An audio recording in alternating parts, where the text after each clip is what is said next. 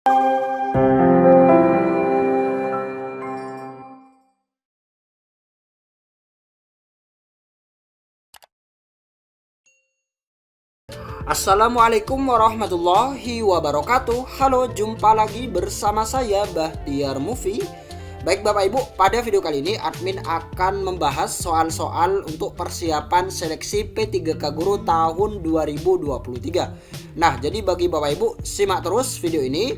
Dan sebelum lanjut, jangan lupa Bapak Ibu tekan tombol subscribe-nya terlebih dahulu dan tekan tombol loncengnya agar nantinya Bapak Ibu selalu mendapatkan update soal-soal terbaru dari kami. Baik Bapak Ibu, kita langsung saja. Soal yang nomor 1. Pada saat menyusun perencanaan pembelajaran pokok materi tentang unggas, seorang guru merumuskan tujuan pembelajaran agar siswa dapat mendefinisikan hewan unggas, mengelompokkan, dan membedakan jenis-jenis unggas. Adapun pilihan strategi pembelajaran untuk menjelaskan materi kepada siswa tersebut, yaitu strategi pembelajaran deduktif. Mendasarkan tujuan dan strategi pembelajaran tersebut mencerminkan ragam pengetahuan yang jenisnya titik-titik, yang A fakta, yang B prosedur, yang C keterampilan, yang D konsep, yang E prinsip. Nah, jadi jawaban yang tepat untuk soal yang nomor 1 ini adalah yang D ya teman-teman, yaitu konsep. Kata kuncinya ini ada di sini teman-teman, yaitu siswa dapat mendefinisikan, mengelompokkan, dan membedakan. Nah, jadi ini masuk dalam indikator yang harus dicapai oleh siswa, yaitu siswa harus mendefinisikan, mengelompokkan, dan membedakan. Jadi ini masuk dalam jenis yang konsep. Nah, kita lihat di sini teman-teman. Nah, ini dia teman-teman, tabel untuk mempermudah dalam menentukan jenis materi. Nah, kita lihat yang konsep teman-teman. Tadi kan jawabannya yang konsep. Kita lihat, apabila siswa diminta untuk mengemukakan definisi, membedakan dua hal, mengklasifikasikan. Nah, jadi masuk ya teman-teman. Siswa dapat mendefinisikan, mengelompokkan, dan membedakan. Nah, jadi untuk soal yang nomor 1 ini masuk dalam jenis yang konsep. Kemudian jenis materi yang fakta, apabila siswa diminta untuk menyebutkan nama, kapan, di mana suatu peristiwa terjadi. Nah, ini untuk yang fakta. Kemudian untuk yang prosedur, apabila siswa diminta untuk menjelaskan langkah-langkah pemecahan suatu persoalan menurut prosedur tertentu. Kemudian yang prinsip, apabila siswa diminta untuk menjelaskan hubungan antar berbagai konsep, sebab akibat. Kemudian yang keterampilan, apabila siswa diminta untuk membuat sesuatu.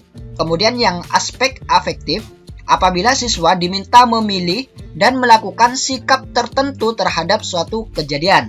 Kemudian yang aspek motorik, yaitu apabila siswa diminta untuk melakukan kegiatan menggunakan anggota badan. Nah, jadi jawaban yang tepat ini adalah yang D ya teman-teman, yaitu konsep. Kemudian soal yang nomor 2, penilaian dilaksanakan melalui 3 pendekatan, yaitu assessment of learning, yaitu penilaian akhir pembelajaran, assessment for learning, yaitu penilaian untuk pembelajaran, dan assessment as learning, yaitu penilaian sebagai pembelajaran. Berikut ini pernyataan yang tepat mengenai pendekatan penilaian adalah yang A, assessment of learning merupakan penilaian yang dilaksanakan saat proses pembelajaran. Yang B, ulangan akhir semester, ujian sekolah, dan ujian nasional merupakan contoh assessment for learning. Kemudian yang C, assessment for learning merupakan penilaian yang dilaksanakan setelah proses pembelajaran selesai. Yang D, tugas-tugas di kelas, presentasi, dan kuis merupakan contoh assessment as learning. Kemudian yang E, dalam assessment as learning, peserta didik juga dapat dilibatkan dalam merumuskan prosedur penilaian. Nah, untuk menjawab soal yang nomor 2 ini, teman-teman harus memahami apa itu assessment of learning, assessment for learning, dan assessment as learning. Nah, kita lihat di sini, teman-teman. Nah, ini dia, teman-teman, penilaian yang dilaksanakan melalui 3 pendekatan. Yang pertama yaitu assessment of learning, kemudian yang kedua assessment for learning, kemudian yang ketiga assessment as learning. Untuk assessment yang of learning, ini merupakan penilaian yang dilaksanakan setelah proses pembelajaran selesai. Contohnya seperti ulangan akhir semester, ujian sekolah, ujian nasional, dan lain sebagainya. Ini untuk yang assessment of learning. Kemudian yang assessment for learning, ini dilakukan selama proses pembelajaran berlangsung dan digunakan sebagai dasar untuk melakukan perbaikan proses belajar mengajar. Sehingga guru dapat memberikan umpan balik terhadap proses belajar peserta didik, memantau kemajuan dan menentukan kemajuan belajarnya. Dan bagi guru, assessment for learning ini dapat digunakan sebagai umpan balik untuk meningkatkan kinerjanya. Sebagai contoh penilaian formatif, misalnya tugas-tugas di kelas, presentasi, kuis, dan lain sebagainya. Nah, ini untuk yang assessment for learning. Kemudian yang assessment as learning ini mempunyai fungsi yang hampir sama dengan assessment for learning, teman-teman, yaitu berfungsi sebagai formatif dan dilaksanakan selama proses pembelajaran berlangsung. Perbedaannya, untuk yang assessment as learning ini melibatkan peserta didik secara aktif dalam kegiatan penilaian tersebut. Nah, contohnya seperti penilaian terhadap dirinya sendiri dan penilaian antar teman. Nah, ini dia teman perbedaan antara assessment of learning, assessment for learning, dan assessment as learning. Nah, kita lihat opsi jawaban yang nomor 2, teman-teman. Kita lihat yang A, assessment of learning merupakan penilaian yang dilaksanakan saat proses pembelajaran. Nah, ini salah ya teman, karena apa? Karena assessment of learning ini dilakukan setelah proses pembelajaran selesai. Nah, jadi ini salah ya teman. Assessment of learning ini dilakukan setelah proses pembelajaran selesai, bukan dilaksanakan saat proses pembelajaran. Jadi salah. Untuk yang A ini salah. Kemudian yang B, ulangan akhir semester, ujian sekolah, dan ujian nasional ini merupakan contoh assessment for learning. Nah, ini salah ya teman. Karena apa? Karena ulangan akhir semester, ujian sekolah, dan ujian nasional ini adalah masuk dalam assessment of learning. Nah, jadi masuk dalam ini ya teman. Ulangan akhir semester, ujian sekolah, dan ujian nasional ini masuk dalam of learning. Karena apa? Karena dilakukan setelah proses pembelajaran selesai. Nah, jadi salah untuk yang B. Kemudian yang C, yaitu assessment for learning merupakan penilaian yang dilaksanakan setelah proses pembelajaran selesai. Nah, ini salah ya teman. Karena apa? Karena assessment for learning ini dilakukan selama proses pembelajaran berlangsung, bukan setelah proses pembelajaran selesai. Nah, jadi salah ya teman untuk yang C. Kemudian yang D, tugas-tugas di kelas, presentasi, dan kuis merupakan contoh assessment as learning. Nah, ini salah ya teman. Karena apa? Karena tugas-tugas di kelas, presentasi, dan kuis ini masuk dalam yang assessment for learning, yaitu selama proses pembelajaran berlangsung. Jadi seperti itu untuk yang D. Jadi salah juga yang D. Kemudian yang E, dalam assessment as learning, peserta didik juga dapat dilibatkan dalam merumuskan prosedur penilaian. Nah, jadi jawaban yang paling tepat ini adalah yang E ya teman. Kemudian soal yang nomor 3, perencanaan pembelajaran yang menekankan pada proses keterlibatan peserta didik secara penuh untuk dapat menemukan materi yang dipelajari dan dihubungkan dengan situasi kehidupan sehari-hari sehingga mendorong peserta didik dapat menerapkan dalam kehidupan mereka. Pilihan strategi pembelajaran yang tepat yaitu yang A, kooperatif, yang B, inquiry, yang C, problem solving, yang D, discovery, yang E, kontekstual.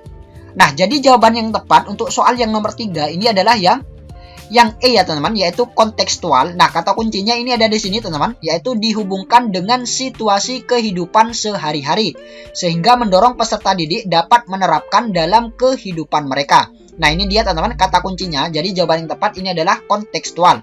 Nah, ini dia teman-teman. Untuk menjawab soal di atas, peserta harus memahami model-model pembelajaran dan karakteristiknya. Seperti yang pertama yaitu kooperatif adalah suatu strategi pembelajaran yang terstruktur secara sistematis di mana siswa-siswa bekerja sama dalam kelompok-kelompok kecil. Nah, jadi ini kata kunci untuk yang kooperatif, yaitu bekerja sama dalam kelompok-kelompok kecil dengan anggota antara 4 sampai 5 orang secara heterogen untuk mencapai tujuan-tujuan bersama. Nah, ini untuk kata kunci yang kooperatif.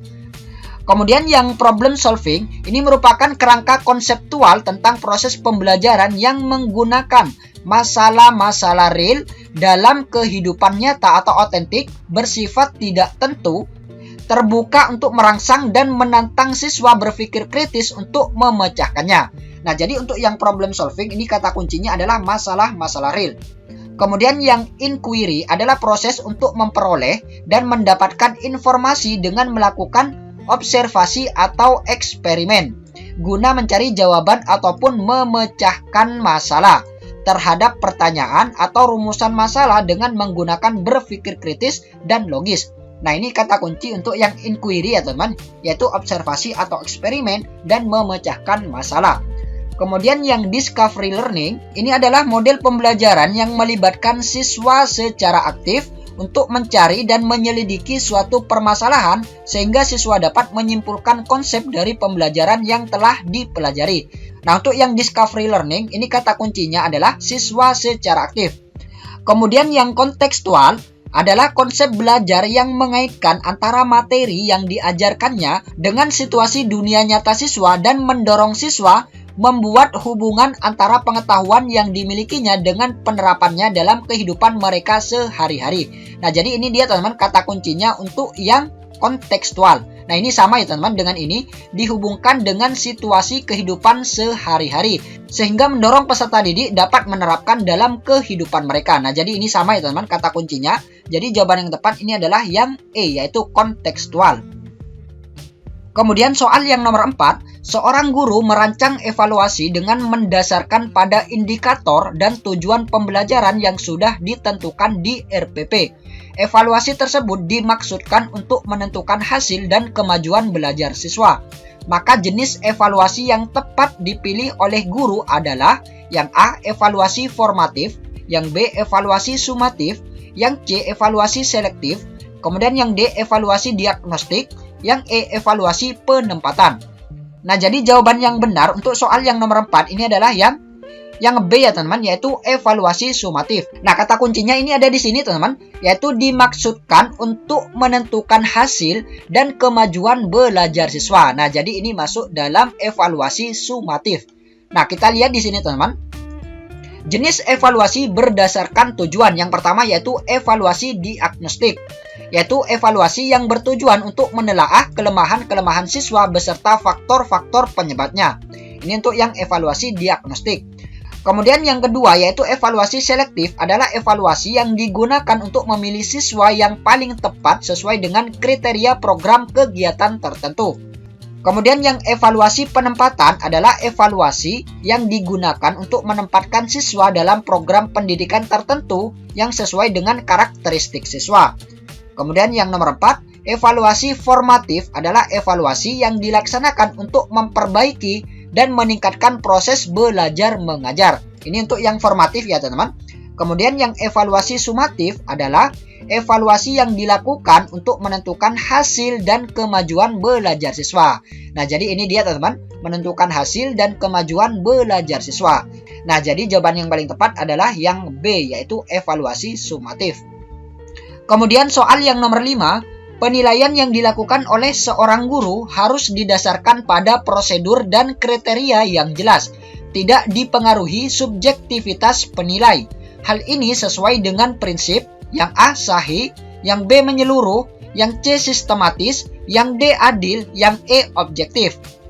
Nah, jadi jawaban yang tepat ini adalah yang E, yaitu objektif, yaitu harus didasarkan pada prosedur dan kriteria yang jelas dan tidak dipengaruhi oleh subjektivitas penilai. Nah, jadi ini sesuai dengan prinsip objektif. Kemudian yang sahih ini adalah penilaian didasarkan pada data yang mencerminkan kemampuan yang diukur. Nah, ini untuk yang sahih. Kemudian yang menyeluruh, ini adalah penilaian oleh pendidik mencakup semua aspek kompetensi dengan menggunakan berbagai teknik penilaian yang sesuai untuk memantau perkembangan kemampuan peserta didik. Ini untuk yang menyeluruh. Kemudian yang sistematis, ini penilaian yang dilakukan secara berencana dan bertahap dengan mengikuti langkah-langkah baku. Ini yang untuk sistematis. Kemudian yang adil berarti penilaian ini tidak menguntungkan ataupun merugikan peserta didik karena berkebutuhan khusus serta perbedaan latar belakang agama, suku, budaya, adat istiadat, status sosial, ekonomi, dan lain sebagainya. Nah, jadi jawaban yang tepat ini adalah yang E, yaitu objektif.